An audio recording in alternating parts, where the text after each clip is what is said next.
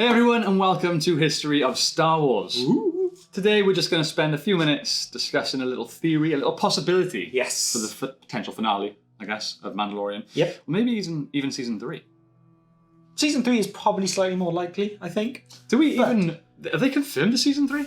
They've got to have. Yeah, it's too good. I assume, it's one of those, because it's so good, there's going to be more. Yeah, now this speculation, obviously if you've seen the title of the video, you already know what it is.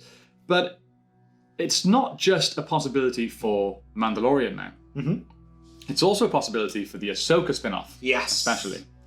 Now, obviously, in The Mandalorian at the moment, we know that Grogu has reached out in the Force. Someone is going to respond. There's no way they're just doing that for no reason. There are Jedi that are alive. Yes. Who could it be? It could definitely be people that we know are alive. Yeah. Luke, Leia. Yep. Cal Kestis. Yes. Ezra Bridger. Very true. Is Quinlan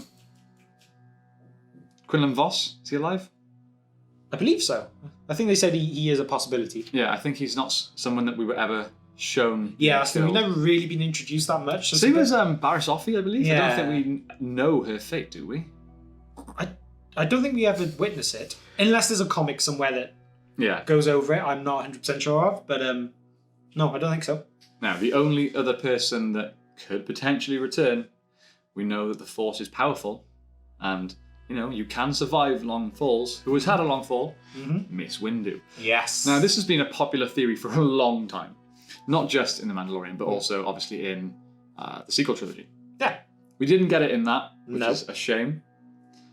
But whether they took some of these theories and have tried to then put them into other things. Now, another question. Correct me if I'm wrong, do we hear Samuel L. Jackson's voice calling out to Rey at the end of Rise of Skywalker? Oh, pass. Off the top of my head, I'm not sure. Either way, that doesn't mean he can't be in this, because obviously this is set before the Rise of Skywalker, so he could die in the meantime. Now, obviously, if you've seen Revenge of the Sith, a bit of Force lightning. We've seen plenty of people, including Palpatine, surviving a lot worse than that. Yes. And then he fell. Now, literally, in Attack of the Clones, you've seen Mace fall on fire into the middle of the arena on the Geonosian planet. Yes, And that's a pretty big fall anyway. Yeah. Now, is there much difference falling that height on fire as there is falling that, it's probably a bit further, but we don't actually see directly down. There could just be a balcony. Yeah, and at the end of the day, Force users, they can basically slow themselves down, pull something towards them. They can make things happen. There's some Coruscant as well. So think how many flying cars there are. Yeah. Just be like, whoop. And yeah, for all we know, as soon as he falls out, someone goes, bye. Yeah. That's it. In my honest opinion, it's silly to assume that Mace died from that. Yes. He was arguably the second most powerful Jedi alive at that time. If not, maybe even the first. Yeah. So to think that would have killed him, I think is almost a bit naive. Yeah, because they could also do it in a way, like, obviously people might say, well, if he was alive, why didn't he come back and fight the Emperor and do all this stuff? But maybe he knew he couldn't win. As much as there was... It's the same as Yoda. That kind of thing. So now the Emperor's gone, as far as we're aware, in The Mandalorian. Whatever happens afterwards. This might be the chance for him to come back out now that he's gone. It's true. I mean, there's no... People will say, oh, well, if he's alive, he would have done something. No, Yoda is alive.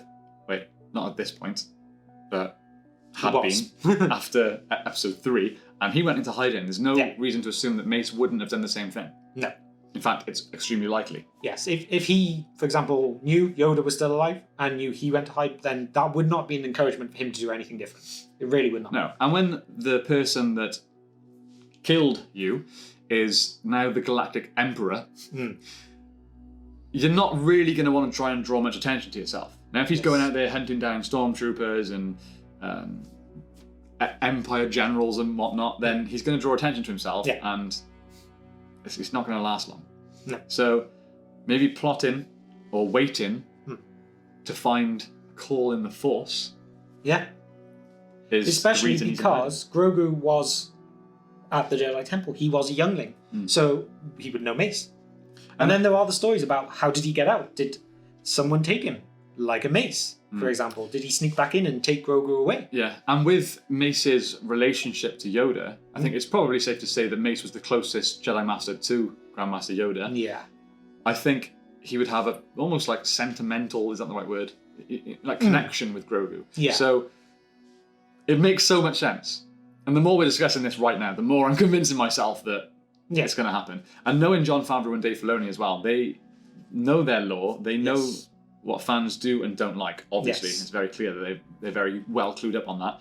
And they know there's a big call for Mace to still be alive. Fans want it. And the other thing you've also got to think of as well is Jon Favreau and Samuel L. Jackson.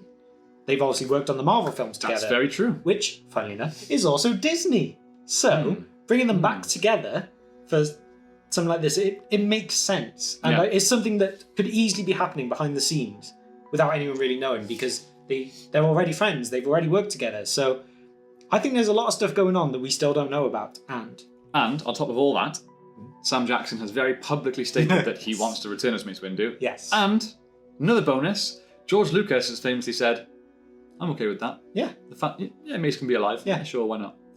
Now, he is the creator. The one true creator. So if George Lucas says that Mace can be alive, then Mace can be alive. And this, because of Mace's prior connection to Yoda, and the fact that he's the one most likely to know of Grogu's background and where he came from, maybe even his parents, actually Yoda. Yeah. I think it makes most sense that he's the one that comes in and explains all this. So long as they don't bring in Mace Windu, put him on an island where he's distanced himself from the Force. I mean, that's probably going to happen. Yeah. I mean, if anything, not saying it's a good idea, it would make more sense for that. It would make far more sense in Mace's situation than it did in Luke's. They've been there, done that. Preferably not again. Unless there's a very good reason. You look at Mace's scenario, the Empire has won, the Emperor's taken over the world, he's fallen, blah, blah, blah. Now, post Return of the Jedi, it's a good time for him to be coming out. Yeah. Perhaps he's gone off, he's hidden himself from the Force so nobody can sense him, he's even gone and had a family. So obviously they're not allowed to do that. He's taken that opportunity. But now there's another opportunity to come back and potentially help Luke bring some new Jedi. Even if he doesn't want to be known to do it, he could perhaps guide some people towards Luke without Luke actually knowing this. You never know. And the interesting thing, it would be so good if we could have Luke in this as well, because imagine the hesitancy of Mace wanting to side with a Skywalker. Yes, that could make some very interesting. Very good stories. Yes. And I also think as well, obviously Samuel L. Jackson being older, he's the perfect age for it. he is right to be bringing back. So is he too big of an actor to be on a TV show? I don't think so. No. Not with the way Disney Plus has gone now. True. Think of all all the Marvel shows and stuff. Yeah. Like all these ones that they're bringing out.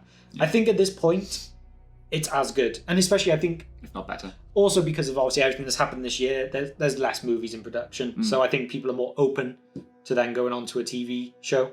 I think it's just times to change now. Maybe obviously the older actors will be a little more reluctant in a way, but I think for someone like Samuel L. Jackson, if the story's right, if he wants to do it, he'll do it. He does. I don't think he cares too much about where it goes, as long as probably he gets paid.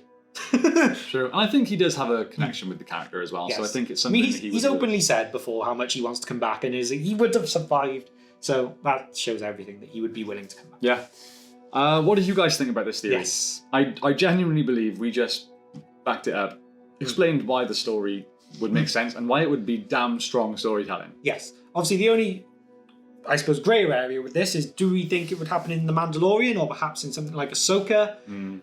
That I think is something that could work in probably any of them. Well, I know that it's Jon Favreau and Dave Filoni are heading the Ahsoka show and I think the Rangers of the New Republic show as well. Now, it's said that between Ahsoka and Mandalorian it's going to lead to some grand finale story conclusion. Now, that it could make sense that Mace is involved in both, and that's how they do it. Because as well, another interesting thing would be obviously the Mace-Ahsoka connection. Yeah. Because obviously they know Anakin, they know Vader, and they've had quite different experiences with him. Yeah. Or them. Yeah. So, just that interaction could be very interesting for the Ahsoka side. It is very much a character I would like to see in both, in some form. Yeah. Especially as Mace was the one to kill Jango.